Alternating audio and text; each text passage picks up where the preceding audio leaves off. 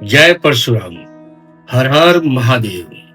વિદ્યાર્થીઓ, વાલી મિત્રો તેમજ શિક્ષક મિત્રો અને મારા પ્રિય દોસ્તો, વર્ષ 2026 નો સનાતન હિન્દુ ધર્મનો પહેલો તહેવાર એટલે ઉત્તરાયણ.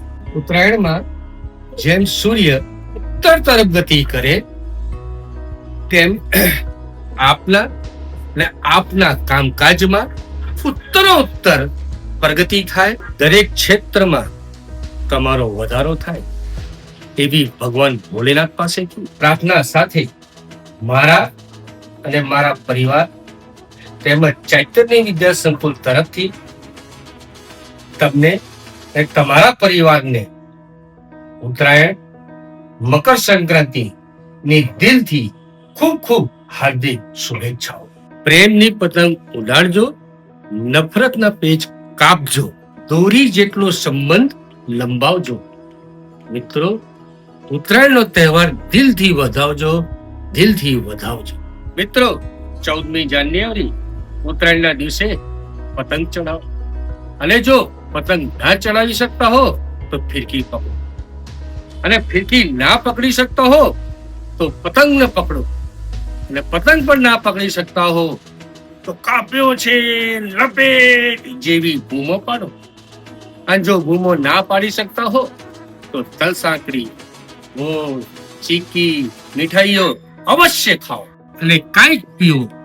ચા, કોફી, ઠંડુ, કોલ્ડ ડ્રિંક્સ, પરંતુ અગાસીમાં બેસવું અને ઉત્તરાયણના આ રમણીય દ્રશ્યોને નિહાળવું.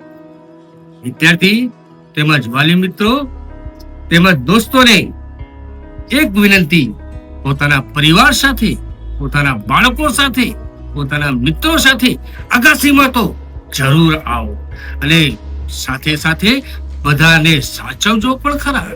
મિત્રો, શબ્દો તમે આપજો, ગીત હું બનાવીશ. ખુશી તમે આપજો, હસીને હું બતાવીશ. રસ્તો તમે આપજો, મંજિલ હું બતાવીશ.